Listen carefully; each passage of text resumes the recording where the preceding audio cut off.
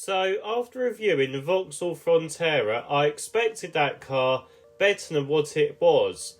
But now it is time to look at its twin brother to see if the more affordable brand can do the same thing but better. This is the new Citroen e-C3 Aircross. Let's have a look to see what it is like. Welcome to Everything Cars and More.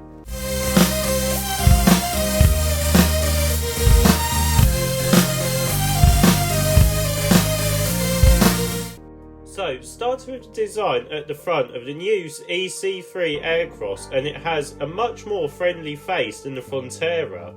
We still get a flat Defender style front end, but this time it is more interesting. We get these C-style LED daytime running lights which house the LED technology headlights within them. These are connected with a smaller textured black bar with a chrome Citroen logo. We do still get a middle air vent, but on this one it is more integrated, making it look more discreet. Lower down we get a lot more going on with a big central air vent which has the chevron markings in it, and this is flanked by these matte silver plastic bits to give it more of an off-roader look. We also get some fake side vents that have removable trims on them to customise your car to how you want it. Moving around to the side of the e-C3 Aircross, and there is no surprise that this is exactly the same as the Frontera. We get the creased front and back and the bump in the middle which suits the Citroen design much better. We also get some black roof rails contrasted with this white roof which I do like. We also get some matte black wheel arches and a lower sill, and we even get these customisable panels still which I like. Moving around to the back of the e-C3 Aircross, and for me this design is much better than the Frontera. It feels more finished and it fits much better too. Now we get a set of tail lights which have the same design as the LED daytime running lights to it, and also like the front, they are connected with this textured black bar and a chrome Citroen logo. We also get some chrome badging too. The bumper design on the Citroen is different with this chevron pattern to it, and it makes this car look much more premium as it shows more body colour than matte black plastic. Overall then, I actually prefer the Citroen design over the Vauxhall on the outside, and that's saying something from a Vauxhall man. Right, let's have a look to see what battery and motor options are like, as well as engine and gearbox options you can have with the new Citroen e-C3 Aircross. So what's interesting for the Citroen C3 Aircross is all the powertrain options. They have just been updated to now include a full petrol model, as well as a petrol mild hybrid model and a fully electric model. Let's start with the electric model first. This uses a 110 brake horsepower electric motor mounted on the front wheels, giving it front wheel drive. This uses the bigger 54 kWh battery pack, which gives the car a 248 mile electric range and a 0 to 62 time of just 13 seconds, which isn't quite quick. Charging speeds are maxed out at 100 kilowatts, which again isn't the best, but it's not too bad either. Next one is the petrol mild hybrid model.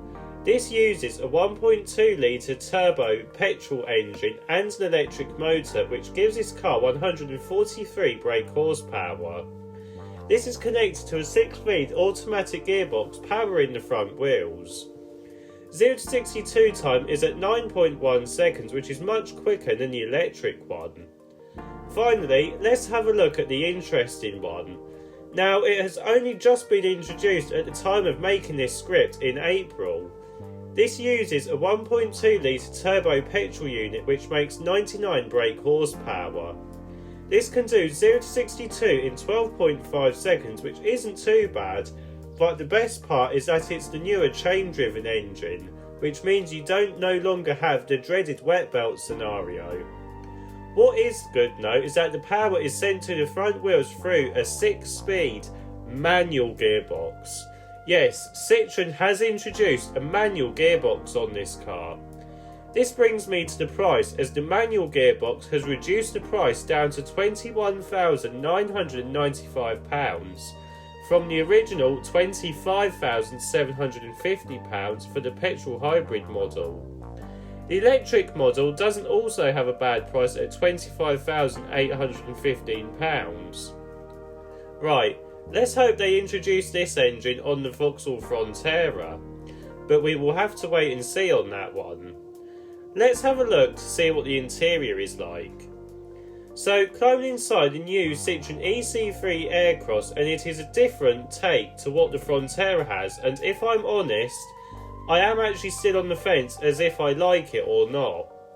So to start with, we get a new dashboard setup where you look above the steering wheel to see the instrument cluster. This gives us a smaller square steering wheel and a digital instrument cluster. To be honest, it is actually very similar to what BMW are doing at the moment with their iX3, but on here it's not projected onto the windscreen but instead a black panel. The dashboard is quite low down to accommodate for this, but it does have a few colours which lightens up the cabin very slightly.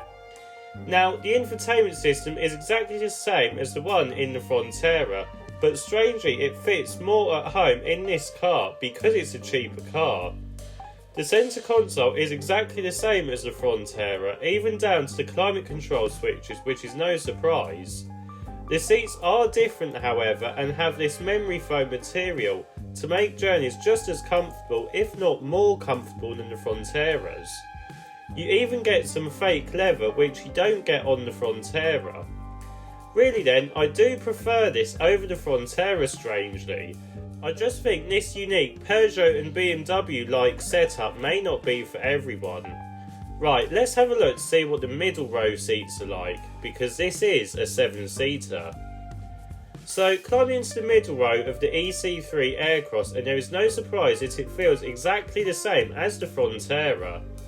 We get a decent amount of legroom and headroom, as well as 2 USB-C ports, but that's it. There is also a lot of cheap plastics in the back too. But what we do get is that we do get some storage pockets. Right, let's have a look to see what the third row seats are like.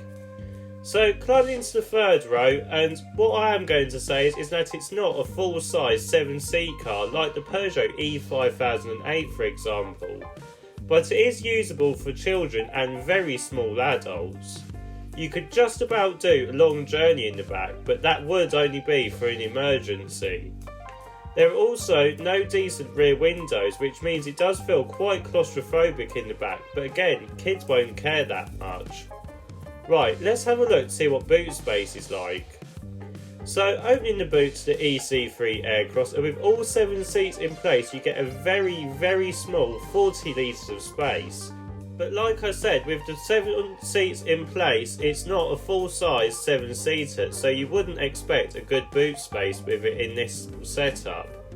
If you fold the third row down, however, then it does increase to 330 litres.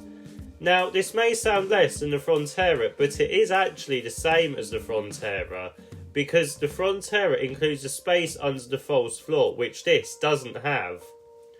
Folding all the rear seats down, and then this increases to 1,600 litres, which, no surprise at all, is the same as the Frontera.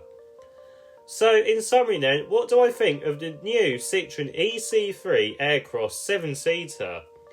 Well, on paper, it is the same as the Frontera, so there shouldn't be much between them at all. In person though, there are quite a few differences that make me think that e-C3 Aircross is actually a better car. Personally, it looks better, has a better interior and feels slightly more premium, and is also slightly better on price and style too. Now, don't get me wrong, the Frontera is a great car, but it isn't a great Vauxhall, no. Really, if you want an affordable family SUV and you're not worried about the spec on it, then this may be your car, or even the Frontera. If you want something much more quirkier though, then I would definitely watch the next video, as this is going to be on the next smart car platform.